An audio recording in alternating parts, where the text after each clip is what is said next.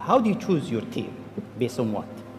Well, I suppose honestly that it tends to be gut feel more than anything else. So when I interview somebody, my interview question is always the same. It's What do you ask? I said, tell me the story of your life and the decisions that you made along the way and why you made them. And then and also tell me about some of the most difficult problems you worked on and how you solved them. And that question I think is very important because the people that really solve the problem, they know exactly how they solved it. They know the little details. And the people that pretended to solve the problem, they can maybe go one level and then they get stuck. Well, getting the right people is extremely important. I actually interview everyone at SpaceX personally. And we're a 500-person company, so that's a lot of interviews. What do you look for? What do I look for? It depends on the task. It's different. I'm not necessarily looking for someone who has brilliant analytical ability if their job is going to be assembling hardware. But I think generally I look for a positive attitude, and are they easy to work with? Are people going to like working with them? It's very important to like the people you work with. Otherwise, life, your job is going to be quite miserable.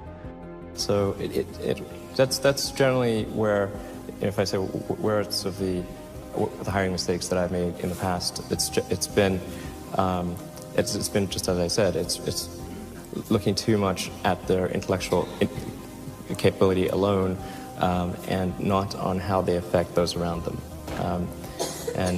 What really matters is for someone's contribution to a company is how they are as an individual and how they affect others around them. I mean, you could say it's also analogous to a sports team.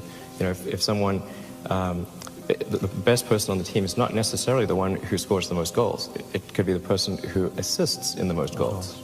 And if there's one person on the team who's just wants the ball all the time and just wants to kick it at the goal, that can actually be detrimental. So it is important to weigh personality and just are they going to be a good person, and will people like working with them and that kind of thing. It does make a difference. When I interview somebody, I really just ask them to tell me the story of their career and what are some of the tougher problems that they dealt with, how they dealt with those, and how they made decisions at key transition points. And usually that's enough for me to get a very good gut feel about someone. And what I'm really looking for is evidence of exceptional ability. So did they face really difficult problems and overcome them? And then of course you want to make sure that if there was some significant accomplishment, were they really responsible, or was somebody else more responsible? And usually the person who's had to struggle with the problem, they really understand it. And they don't forget. Yeah. If it was very difficult. So you can ask them very detailed questions about it, and they'll know the answer. Okay. Whereas the person who was not truly responsible for that accomplishment will not know the details. College, university? No, there's no need even to have a college degree at all, or even high school. If somebody graduated from a great university, that may be an indication that they will be capable of great things, but it's not necessarily the case. As far as R&D is concerned, we hire great engineers as fast as we can find them. So it's not that easy to find. Or I should say, great engineers with the right mindset and everything. We hire at the maximum rate that we can find people that we think would really be an asset to the team. So there's no limitation on that. You hire people, or really what you're trying to, when you hire people, that just means you're convincing people to join you in the endeavor.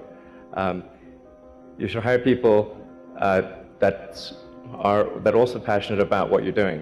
Basically, just be like an absolute perfectionist about the product that you make, the service that's provided.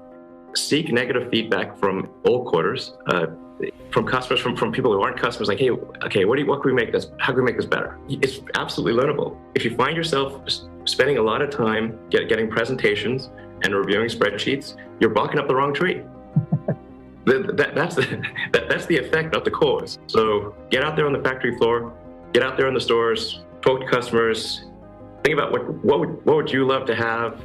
Sometimes I think, I've had this conversation at Tesla a few times, we try to think we don't love this product, but we think others will love it. That's not really how it works. If you don't love it, don't expect others will either.